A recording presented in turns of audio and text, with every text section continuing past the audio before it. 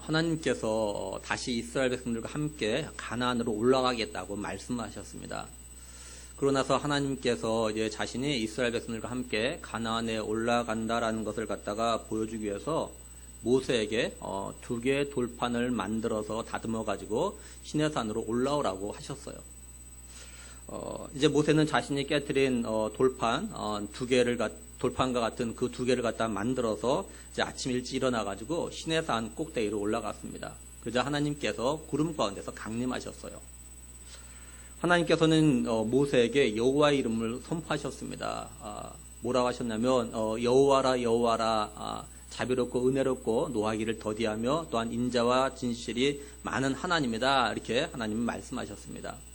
하나님이 얼마나 인자가 많으신지를 갖다가 어떻게 표현하셨냐면 인자를 갖다 1000대까지 베푼다 이렇게 말씀을 하셨어요. 모세는 이렇게 하나님께서 말씀하신 하나님의 성품을 듣고 얼른 땅에 엎드립니다. 그러고 나서 2가지를 하나님 앞에 이야기해요. 뭐냐면 이스라엘 백성들과 함께 동행해 달라고 이야기합니다. 또 하나는 자신들의 죄악을 용서해 주시고 자신들 갖다가 하나님의 기업으로 삼아 달라고 하나님 앞에 요구를 해요. 모세의 이런 말을 들으신 후에 하나님께서 이제 모세에게 하시는 말씀이 오늘 말씀입니다. 하나님은 모세를 갖다 시내산으로 다시 부르신 목적에 따라서 다시 돌판 2개 쓸 말씀을 갖다가 이제 하기 시작하시는 거예요. 오늘 말씀을 갖다가 둘로 나누면 이렇게 나눌 수 있습니다. 하나는 뭐냐면 하나님께서 이스라엘 백성들 위해서 하실 일에 대한 이야기하고 또 하나는 이제 이스라엘 백성들이 하나님께서 약속하신 가나안 땅에 들어가서 해야 될 일이 뭔가에 대한 말씀입니다. 먼저 하나님께서 모세와 이스라엘 백성들을 위해서 하시겠다는 일에 대해서 보면 이렇게 되어져 있습니다. 10절 보면요. 여호와께서 이르시되 보라 내가 언약을 세우나니 곧 내가 아직 온 땅 아무 국민에게도 행하지 아니한 이적을 너희 전체 백성 앞에 행할 것이다. 내가 머무는 나라 백성이 다 여호와의 행하심을 보리니 내가 너를 위하여 행할 일이 두려운 것임이니라 이렇게 말씀을 해요. 하나님께서 모세와 이스라엘 백성들을 위해서 하실 일은 뭐냐면 언약을 세우시겠다라는 겁니다. 하나님께서는 그 증거로 이제 이스라엘 백성들 앞에서 지금까지 어느 백성 앞에서도 행하지 않은 그런 놀라운 일을 갖다가 행하시겠다라고 하셔요. 하나님께서 이렇게 하신 이유가 뭐냐면 이스라엘 백성들 주위에 있는 여러 나라 여러 부족들이 하나님께서 이스라엘 위해서 행하신 일이 얼마나 놀라운 일인지를 갖다가 이제 보이기 위함이라 이렇게 말씀을 해요.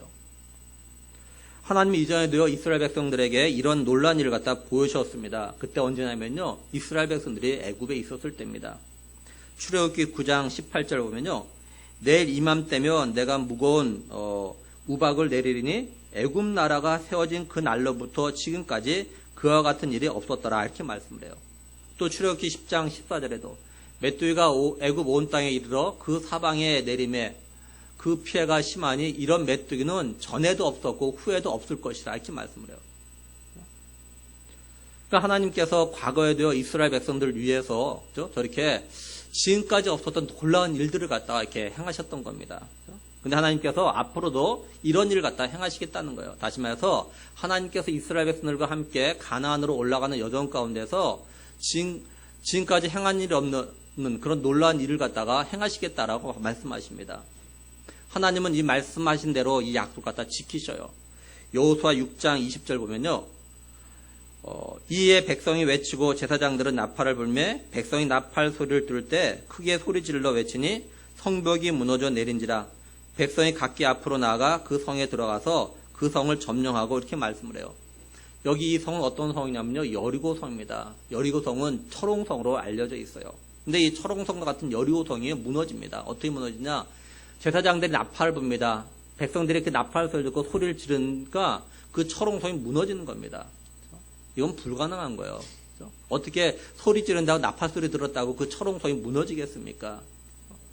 결국 이게 하나님이 행하신 놀라운 일인 거죠. 이게 지금까지 이런 일이 없었는데 이런 기적을 하나님께서 행하신 겁니다. 그리고 여호수아 10장 12절 13절에도요. 여호와께서 아모리 사람을 이스라엘 자손에게 넘겨주시던 날에 여호수아가 여호와께 아뢰어 이스라엘의 목전에서 이르되 태양아 너는 기브온 위에 머무르라 달아 너도 아얄란 골짜기에서 그리할지어다매 태양이 머물고 달이 멈추기를 백성이 그 대저에게 원수를 갚기까지 하였느니라. 야살의 책에 태양이 중천에 머물러서 거의 종일토록 속히 내려가지 아니하였다고 기록되지 아니하였냐 이렇게 말씀을 해요. 지금까지 지구 역사 이래로 태양이 멈추고 달이 멈춘 일이 없지요. 하나님께서 이스라엘 백성들 위해서 이런 놀라운 일을 갖다가 행하신 겁니다. 또 이제 11절 보면요. 너는 내가 오늘 내게 명령하는 것을 삼가 지키라. 보라, 내가 내 앞에서 아모리 사람과 가나안 사람과 헷 사람과 브리스 사람과 히윗 사람과 여부 사람을 쫓아내리니 이렇게 말씀을 해요. 다시 말해서 이 가나안 족속들이 찾아온 땅 갖다 주시겠다라는 거죠.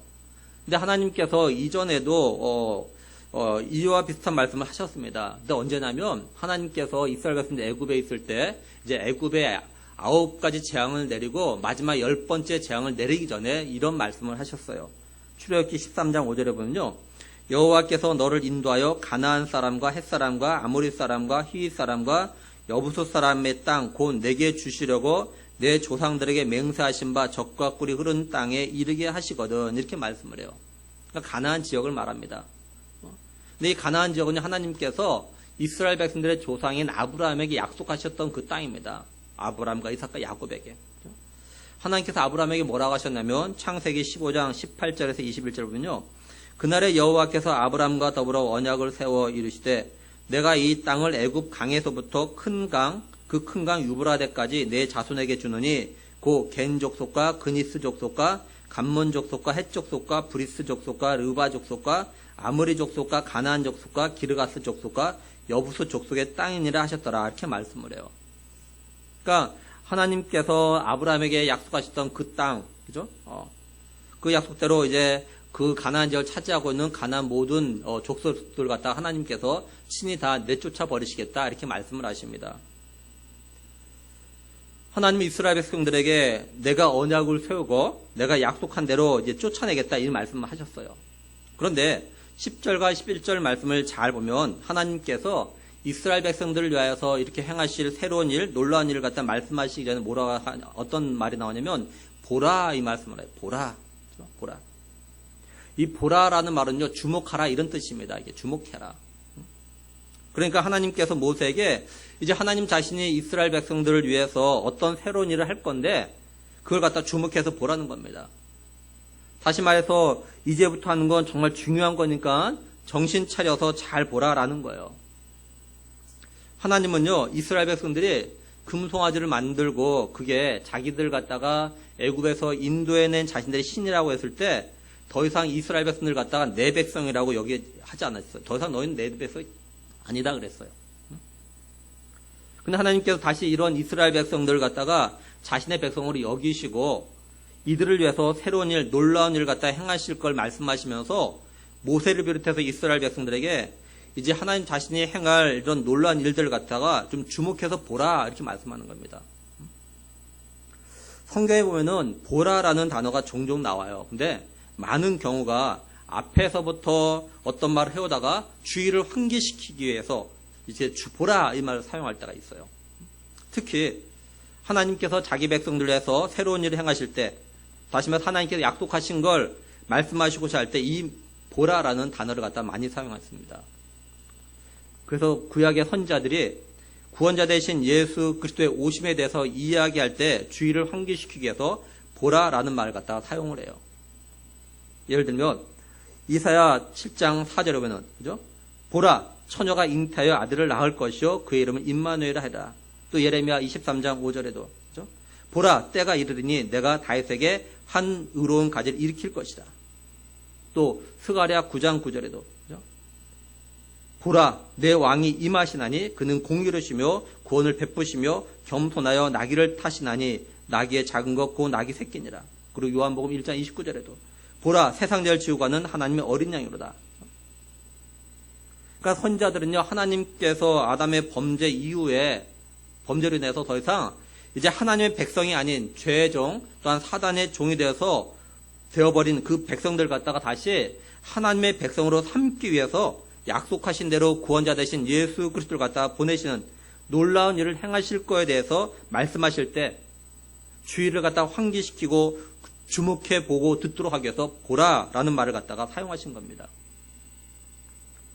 다시 말해서 하나님께서 약속을 지키시고 또한 약속대로 오실 예수 그리스도를 주목해서 보라 이러는 거예요. 사실 하나님께서 구원자 되신 예수 그리스도를 갖다가 보내신 것도 자기 백성들 위해서 새로운 일, 놀라운 일을 갖다 행하신 거죠. 오늘 우리들이 하나님이 행하신 일, 또 행하실 일들을 갖다가 좀 주목해 봐야 합니다. 오늘 우리들은 하나님의 어린 양 되시며 구원자 되신 예수님이 행하신 일, 또한 행하실 일들을 갖다가 좀 주목해서 봐야 돼요.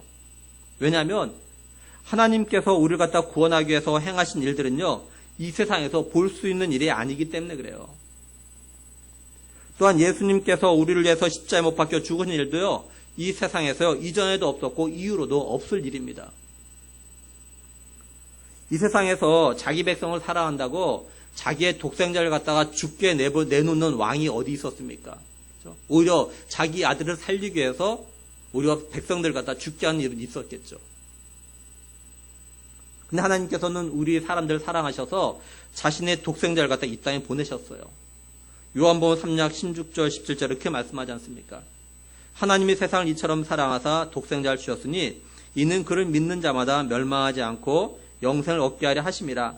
하나님이 그 아들을 세상에 보내신 것은 세상을 심판하려 하심이 아니요 그로 말미암아 세상이 구원을 받게 하려 하심이라 이렇게 말씀을 해요. 하나님은 우리를 사랑하셔서 우리를 갖다가 죄와 죽음에서 구원하고 또 영생을 얻도록 하기 위해서 자신의 독생자를 갖다가 죽음의 자리에 내놓으신 거죠. 근데 우리들은요, 하나님의 이런 사랑을 받을 만한 어떤 자격이나 조건을 가지고 있지 않았었습니다. 로마서 5장 7절 8절에 보면요, 의인을 위하여 죽는 자가 쉽지 않고 선인을 위하여 용감히 죽는 자가 혹 있거니와 우리가 아직 죄인 되었을 때 그리스도께서 우리를 위하여 죽으심으로 하나님께서 우리에 대한 자기의 사랑을 확증하셨느니라 이렇게 말씀을 해요. 우리가 아직 죄인 되었을 때, 다시 말해서 우리는 죄인이었습니다. 근데 하나님께서 이런 죄인이 우리를 갖다 사랑하셔서 우리를 위해서 사랑하신 독생자 예수님을 갖다가 이 땅에 보내셨고 그 예수님을 하여금 십자가에 못 박혀 피 흘려 죽게 하셨어요. 이걸 통해서 하나님은요, 우리에 대한 하나님 자신의 사랑을 갖다가 이렇게 보여주셨다라는 겁니다. 사실 세상에서는요, 의인을 위해서도 대신 죽어준 일이 거의 없어요. 아니, 어쩌다 한두 명은 있을 수 있어요. 또 선한 사람을 위해서도 한두 명이 있을지 모르지만 죄인을 위해서는 대신 주어준 사람은 없다라는 거예요. 그런데 하나님은 죄인을 위해서 자신의 아들을 주셨다라는 거죠. 하나님께서 자기 백성들을 위해서 행하시는 이런 놀라운 일들을 갖다 주목해서 보라라는 겁니다. 그래서 선지자들이 예수 그리스도가 이 땅에 오실 거에 대해서 예언하면서 보라라는 말을 갖다 하면서 하나님이 앞으로 행하실 구원의 역사를 주목해서 보라고 외쳤던 거예요. 그리고 또 누가 보라라는 말을 언제 했냐면 예수님이 하셨습니다. 예수님이 밤모섬에 유배되어 있는 사도 요한에게 나타나셔서 속히 앞으로 일어날 일에 대해서 말씀을 하시죠. 그게 요한계시록이죠. 요한계시록 16장 15절 보면요. 보라, 내가 도둑같이 오리니. 그죠? 보라, 내가 도둑같이 오리니. 예수님께서는 자신이 도둑같이 오는 걸 좀 보라고 하십니다.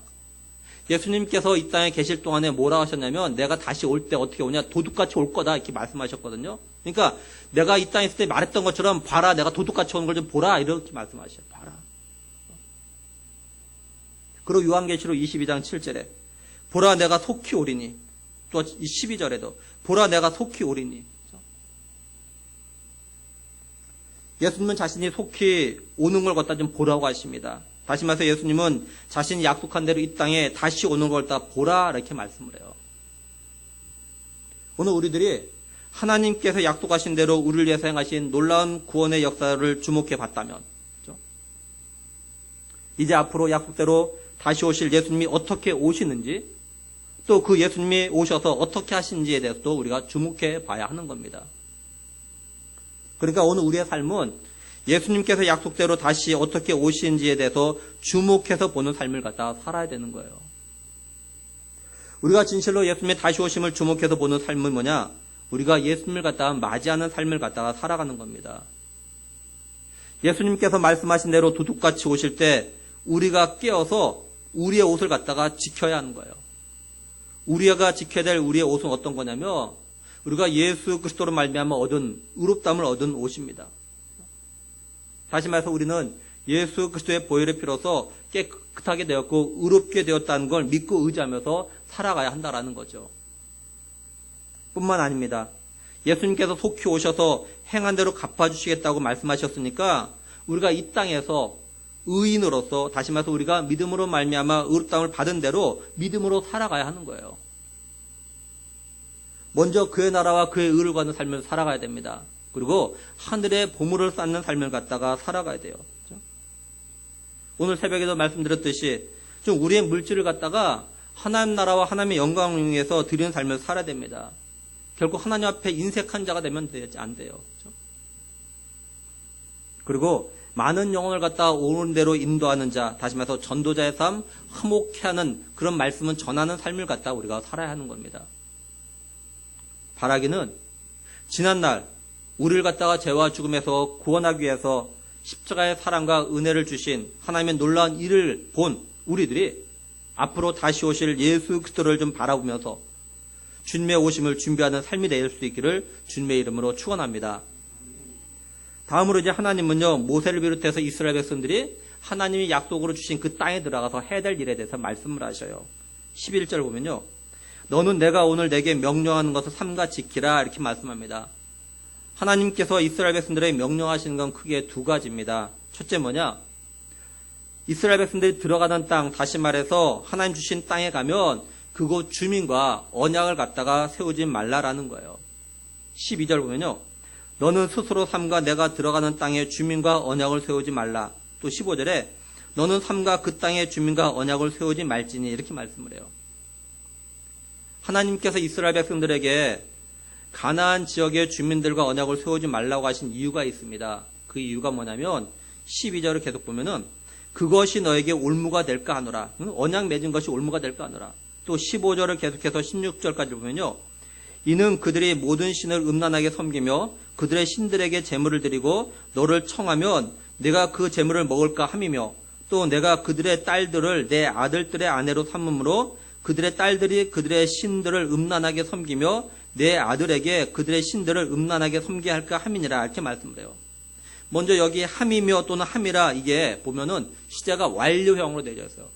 이게 무슨 말이냐면 만약에 정말 너희들이 만약에 가나안에 가가지고 그 주민들과 언약을 하게 되면 그게 반드시 올무가 돼가지고 우상들에게 드리는 제물을 갖다가 너희들이 먹게 될 거고 이방의 신들을 갖다가 음란하게 섬기게 된다 이렇게 말씀하는 거예요. 될지 안 될지 모른다가 아니라 반드시 너희들 그렇게 된다 이게예요. 그래서 공동번역 개정판 이렇게 번역했습니다. 그 땅에 사는 사람들과 너희는 계약을 맺지 않도록 하여라. 그들이 저희 신들의 본을 따서 음행하며 저희 신들에게 제물을 바치는 자리에 너희를 초청하면 너희는 그들과 제물을 함께 먹게 될 것이다. 너희가 그들의 딸을 며느리로 삼게 되면 그들의 딸이 저희 신을 본떠서 음행하며 너희 아들도 깨어 저희 신을 본떠서 음행하게 될 것이다. 반드시 그렇게 된다라는 거예요. 그러니까 언약을 맺지 말라는 겁니다. 그리고 국어사전에 올무라는 단어를 찾아보면 이렇게 정의되어 놨어요. 기본 의미는 뭐냐면 새나 짐승을 잡는 데 쓰는 올가미, 그리고 사람을 얽어매기 위한 꾸민 잔깨 이렇게 되어 나와요. 그렇죠? 그러니까 이스라엘 백성들이 가나안 주민과 언약을 맺으면 그 언약이 올가미가 된다는 거예요. 올가미. 그렇죠? 새나 짐승이 올가미에 걸리면 어떻게 되는 겁니까? 그 새나 짐승은요 죽은 겁니다. 그건요. 그렇죠? 올가미에 걸리는 짐승은요 다 죽어요. 결국은요. 마찬가지로 이스라엘 백성들이 만약에 가나안 주민과 언약을 맺으면 반드시 죽게 된다라는 거야, 결론은. 근데 그 죽음이라는 게 육적인 죽음이라는 의미보다는 영적인 죽음인 거예요. 사람들이 우상을 섬기는 순간 죄를 범하게 됩니다. 그러면 죄에 싹인 죽음이라는 말씀처럼 죽게 되어 있어요. 또한 사람들이 우상을 섬기는 순간 사단의 종이 되는 겁니다. 하나님께서 그죠? 금송아지를 갖다가 만든 자신의 택한 백성들을 향해서 더 이상 뭐라고 했습니까? 그들이 우상을 만들고 섬기니까 내 백성이 아니야 이러셨다고요. 그렇죠? 하나님의 명령을 어기고 우상을 만들고 섬기는 순간 더 이상 하나님의 백성이 아니라 죄의 종이고 사단의 종이 되는 거예요. 하나님 이스라엘 백성들이 가나안의 이방 족속들과 언약을 세우게 되면 결국 또다시 우상을 섬기게 될 걸 아시는 겁니다. 결국 죄를 짓게 돼서 하나님부터 진노를 받아 죽게 되기 때문에 가나안에 들어가면 그 땅 주민과 무슨 일이 있어도 언약을 세우면 안 된다. 이걸 갖다가 강조하기 위해서 2번이나 이렇게 말씀하셔요. 하나님께서 이스라엘 백성들과 언약을 세우신 건요, 이스라엘 백성들 갖다가 약속하신 가나안 땅에서 하나님 주신 복을 누리며 살아가도록 하기 위해서입니다. 다시 말해서 하나님께서 이스라엘 백성들과 언약을 세우신 건 이스라엘 백성을 갖다 살리기 위한 거예요. 반면에 이스라엘 백성들이 가나안 주민과 언약을 세우면 그건 죽는 겁니다. 그렇죠? 결국 누구와 언약을 세우냐에 따라서 사느냐 죽느냐가 결정되는 거예요. 이걸 오늘 우리에게도 좀 적용을 좀 해봐요. 오늘 우리들이 누구와 언약을 세우냐에 따라서 우리의 영혼이 살기도 하고 죽기도 하는 겁니다. 이 언약이란 히브리 단어가 가지고 있는 뜻은 뭐냐면요, 연합, 동맹 이런 말이에요. 연합, 동맹. 그렇죠? 그러니까 언약을 세운다는 건 뭐냐면 모든 걸 함께한다, 그런 의미를 가지고 있어요. 예를 들면 전쟁이 났을 때, 그죠? 전쟁으로 어느 나라가 위험에 처해 있으면 동맹한 그 나라가 와서 같이 전쟁해 주지 않습니까? 그렇죠? 그러니까 언약, 연합은요, 삶과 죽음 또는 성공과 실패를 갖다 함께한다, 그런 말이에요, 이게 사실은. 한마디로 언약을 세운다는 건 둘이 하나가 된다는 거죠. 하나님께서 오늘 우리를 갖다가 구원하시고 언약 백성이 되게 하신 건 하나님께서 우리와 함께 하셔서 영원토록 살기 위해서 그러신 겁니다. 그런데 하나님과 언약을 맺은 우리들이 세상과 언약을 세운다면 우리가 세상과 하나가 되는 거예요. 우리들이 세상과 언약을 세우고 하나가 되는 순간 세상의 사고방식과 세상의 가치관과 세상이 원하는 대로 결국 우리는 살아가게 되어져 있어요. 그래서 결국은요, 죽게 되는 겁니다. 여러분, 노아 홍수 때 방주에 들어간 노아의 가족 8명만 살아남죠. 그렇죠? 그런데 노아가 이렇게 포도주를 먹고 마시고 취해가지고 장막에서 옷을 벗었어요. 근데 이걸 갖다가 노아의 둘째 아들 함이 보죠, 그죠? 함이 이걸 보고 자기 형제 셈하고 야벳에게 이제 이야기해요. 그러자 셈과 야벳이 어떻게 하냐면 옷가지를 가지고 뒷걸음질 쳐가지고 아버지의 그 벗은까지 덮어주고 나오죠. 노아가 나중에 이걸 알게 됩니다. 그리고 노아가 그래서 이제 자신의 둘째 아들 함을 갖다가 함에게 이렇게 저주를 내리죠. 그렇죠? 이 저주로 인해서 이제 그 함은 그 언약 백성에서 탈락하고 말아요. 단순한 저주가 아니었어요. 그러니까 노아의 둘째 아들 함은요, 방주를 통해서 홍수 심판에서 구원을 받았지만 아버지의 허물과 실수를 갖다가 덮어주지 못함으로 인해서 아버지에게 저주를 받아가지고요, 하나님의 언약 백성에서 탈락돼요. 다시 말해서 뭐냐면 함은요, 끝까지 하나님의 언약 백성을 살아가지 못하는 겁니다. 비록 홍수 속에서는 구원을 받았을지 모르지만, 살아남았을지 모르지만 하나님의 언약 백성에서는 탈락되어 말아요. 이 함의 자손이 바로 가나안 자손들입니다. 창세기 10장 6절 보면요, 함의 아들은 구스와 미스라임과 북과 가나안이요. 그죠? 그리고 15절에서 18절 보면은 가나안은 장자 시돈과 헷을 낳고 또 여부스 족속과 아모리 족속과 기르가스 족속과 휘 족속과 알가 족속과 흰 족속과 아루와스 족속과 스말 족속과 하맛 족속을 낳았더니 이후로 가나안 자손의 족속이 흩어져 나아갔더라, 이렇게 말씀을 해요. 사실 오늘 우리들이 하나님의 은혜로 말미암아 믿음으로 구원을 받았어요. 근데 문제는 뭐냐? 우리의 믿음이 진정한 믿음이냐, 다시 말해서 구원을 받는 참된 믿음인지 아닌지 솔직히 지금은 몰라요. 지금은 예수님을 믿어서 구원을 받은 것 같은데 이 믿음이 진정한 믿음인지 이건요, 나중에 드러납니다. 언제 드러나냐?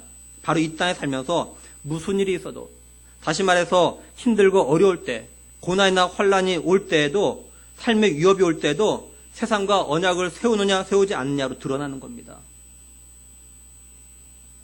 그래서 예수님께서 제자들이 마지막 때 어떤 날 어떤 징조가 나타날 거냐 물을 때 예수님께서 뭐라고 하십니까? 끝까지 견딘 자는 구원을 받을 거다 이렇게 말씀하셨죠. 끝까지 견딘 자.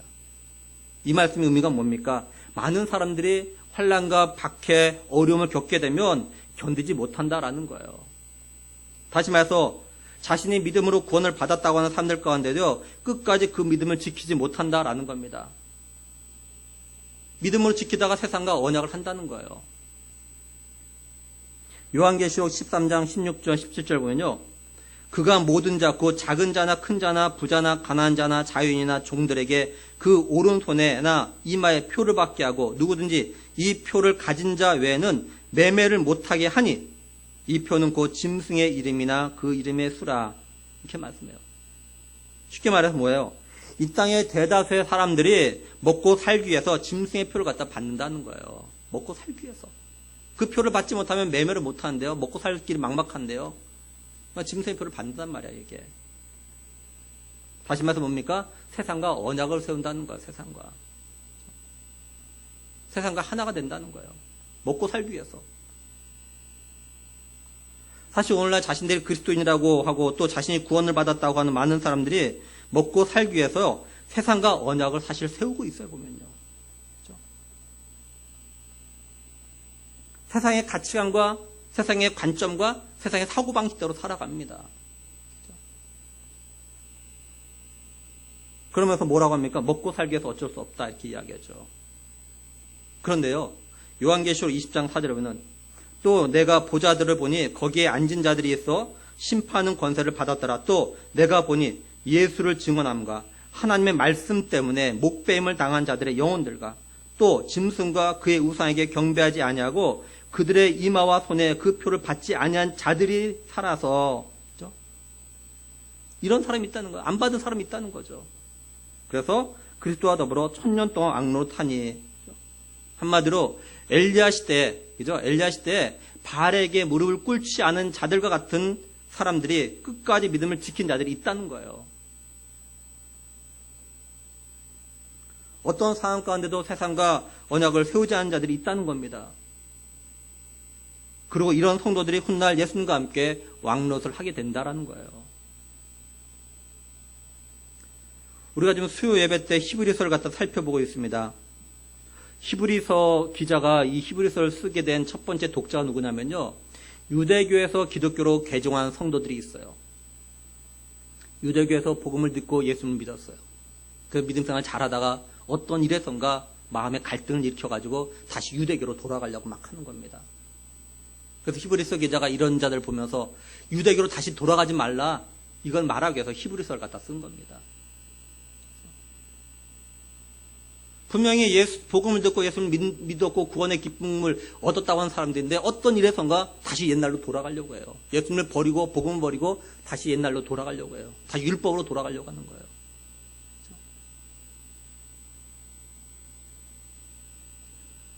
오늘 우리들이 어떤 이유에서든 세상과 언약을 세우면 그게 사는 게 아니라 죽는 겁니다. 우리들이 믿음에서 벗어나는 거예요.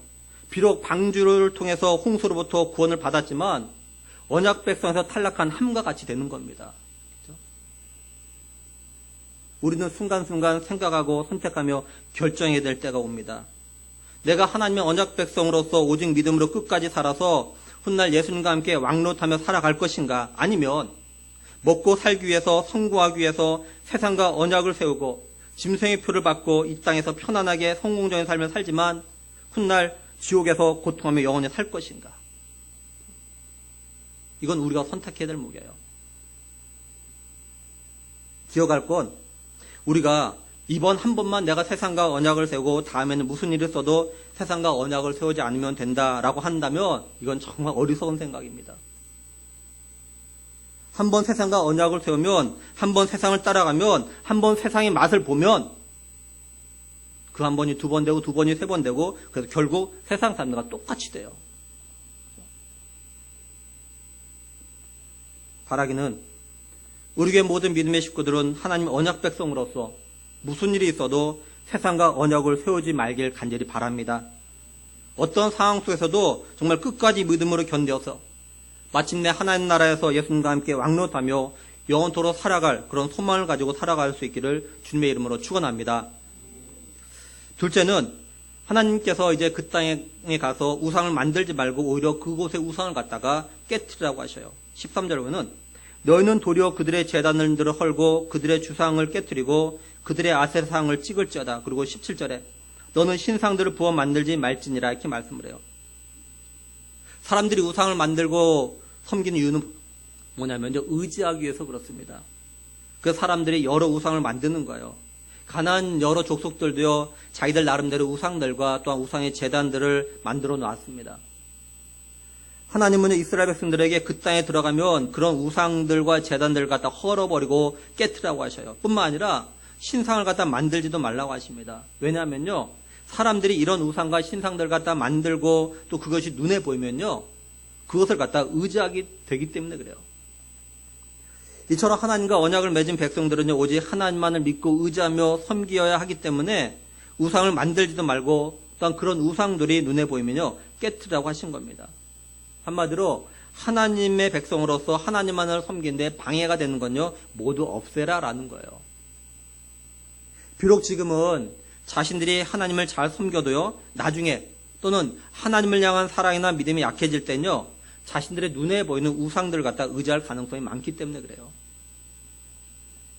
어쨌든 언약 백성들은요, 하나님 외에 그 어떤 것도 만들어 섬기거나 또는 이미 존재하는 우상들도 없애야만 오직 하나님만을 바라보고 믿고 의지하며 섬길 수 있기에 하나님께서는요, 모든 우상들과 제단들 갖다 없애라고 명령하셨어요.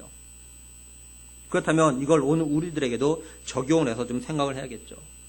우리가 알다시피 우상은요, 크게 둘로 나눌 수 있습니다. 눈에 보이는 우상과 눈에 보이지 않는 우상이요. 그리고 성경에서 우상을 뭐라고 정의하냐면 한마디로 하나님보다 더 사랑하고 하나님보다 더 의지하는 건 모두 우상이라고 말씀합니다. 그래서 골로새서 3장 5절 보면 탐심을 가지고 있는 게 우상 숭배라고 말씀을 해요. 탐심이라는 게 뭐냐면 이제 뭘 가지고 싶거나 또 더 가지고 싶은 이런 마음이 탐심이에요. 이게 우상 숭배래요. 뭘 더 가지고 싶은 이런 마음 가지는 그 자체가 우상 숭배래요. 더 가지고 싶은 마음. 사람들이 가지고 싶어하고 또한 더 가지고 싶어하는 것 중에 1순위가 아마 돈일 겁니다. 돈. 그렇죠? 돈. 사람도 누굴 막론하고 돈을 좋아합니다. 돈이 많으면 마음이 든든해하고 돈이 없으면 왠지 힘이 없어 보여요. 그래서 사람들이요, 돈 앞에서 무릎을 꿇는 겁니다. 그 돈 앞에 무릎 꿇어요. 돈이 힘이거든요. 돈이 어느 정도 힘이 있느냐, 예수님께서 말씀하셨잖아요. 하나님과 재물을 겸하여 섬길 수 없다. 그러니까 돈이요, 하나님과 버금가는 그런 힘이 있는 게 돈이에요. 돈. 한마디로 돈이 우상인 겁니다. 우상. 돈이 우상이에요. 우상. 사람들이 하나님과 대등하게 생각하는 게 돈입니다. 돈. 돈만 있으면 못한 게 없다고 생각들 해요. 그래서 사람들이 돈을 더 가지고 싶어하는 탐심을 가지는 겁니다. 그래서 탐심이 우상 숭배라고 말씀하고 있는 거예요. 근데 이런 생각은 하나님과 언약을 맺고 살아가는 성도들도 거의 똑같이 가지고 있다는 거예요. 하나님이 없이는 살아도 돈 없이 못 산다고 생각들 하죠. 물론 말로는 그렇게 하지 않을 겁니다. 그런데 그런 생각을 가지고 있고 그게 행동으로 나타나고 있다는 거예요. 그래서 성도들 가운데도 하나님보다 돈을 정말 사랑하는 사람들이 많습니다. 어쩌면 이 자리에 있는 여러분들에게, 그죠? 골방에 가가지고 돈과 하나님 중 둘 중 하나 선택해라고, 아무도 모른다고 그렇게 해서 하라면 과연 몇 분이나 하나님을 선택할 수 있을까요? 그죠? 몇 분이나.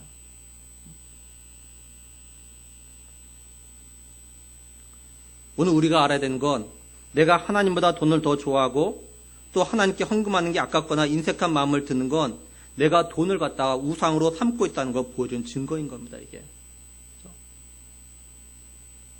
그리고 우리 성도들이 마음에 새겨야 하는 건 하나님보다 더 사랑하는 사람이 있다면 그 자체가 이미 우상을 섬기고 있는 거예요. 한 예로 예수님께서 부모나 자식을 갖다 예수님 자신보다 더 사랑한 사람은 예수님 자신을 갖다 따르는데 합당하지 않다 이렇게 말씀하셨어요. 예수님이 부모나 자식을 갖다 사랑하지 말라고 하는 게 아니라 뭐냐면 더 사랑하는 게 문제라는 거죠. 더 사랑하는 게 우상이에요. 쉽게 말해서. 그렇죠? 하나님보다 부모나 자식을 더 사랑하면 이미 그 사람이요 자신의 우상인 겁니다. 우상. 그렇죠? 그래서 이게 뭘로 나타나냐? 모든 게 하나님보다는 부모나 자식이 우선인 걸로 나타나요. 하나님께는 못 드려도 부모나 자식에게는 아깝지 않다고 생각하고 사용하는 거죠. 자기에 있는 거 다. 하나님과 언약을 맺은 성도가 온전히 하나님만을 섬기기 위해서 헐어버리고 깨트려야 되는 우상들은요, 눈에 보이는 우상은 물론이고 우리 마음에 있는 그런 우상들이라는 걸 우리가 알아야 돼요. 우리가 이런 우상들 갖다 깨트리고 헐어버리는 방법은요, 우선순위를 갖다 바르게 세우는 겁니다. 우리들이 하나님을 갖다가 우리의 삶의 1순위로 세우는 거예요. 그렇죠? 하나님이 1순위로. 그렇죠? 우리가 이것만 제대로 하면 우리의 믿음의 삶에서 우상의 문제로부터 우리가 자유로울 수가 있어요. 그렇죠? 돈보다도 하나님, 그렇죠? 내 부모나 자식보다도 하나님, 그렇죠? 그 어느 것보다도 하나님을 1순위로 두면 우리가 이런 우상의 문제에서는 정말 자유로울 수가 있어요.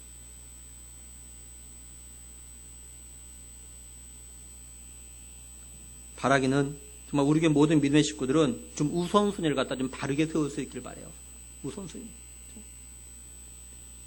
항상 하나님을 갖다가 1순위로 세워서 모든 우상의 문제로부터 자유로워지고 뿐만 아니라 하나님 주시는 은혜와 또한 복을 갖다가 풍성히 누리는 우리의 삶이 될 수 있기를 축원합니다. 이제 말씀을 정리합니다. 하나님께서 오늘 우리들과 언약을 세우시고 우리를 갖다가 언약 백성이 되게 하시고 또한 우리와 함께 영원히 살기를 원하셨어요. 하나님이 이런 마음이 있으셨기에 우리가 죄인 되었을 때 우리를 갖다가 죄와 죽음에서 구원하시려고 하나님의 어린 양 대신 예수 그리스도를 갖다가 이 땅에 보내셨습니다. 그래서 하나님의 어린 양 대신 예수님은 우리의 죄를 대신해서 십자에서 피 흘려 죽으셨어요. 우리는 이제 곧 오실 예수님을 보기 위해서 이 땅에서 늘 깨어서 믿음으로 살아야 합니다. 우리는 어떤 어려움과 고난과 고통 가운데도 믿음을 잃지 않고 믿음으로 끝까지 견뎌야 돼요. 그리고 어떤 상황 가운데도 우리의 삶의 1순위는 오직 예수 그리스도가 되어야 합니다. 그래야 예수님이 다시 오실 때 함께 왕로를 탈 수가 있어요. 간절히 바라기는 우리를 살리기 위해서 우리를 언약 백성 삼으시고 구원해 주신 그 하나님의 은혜를 갖다가 늘 기억하길 원합니다. 그리고 우리의 남은 삶을 갖다가 다시 오실 우리의 구원자 예수 그리스도를 갖다가 만날 그런 믿음의 준비를 갖다가 잘하고 끝까지 믿음으로 이기는 삶을 살아가는 우리 교회 모든 믿음의 식구들 되기를 주님의 이름으로 간절히 축원합니다. 기도하시겠습니다. 하나님 참 감사합니다.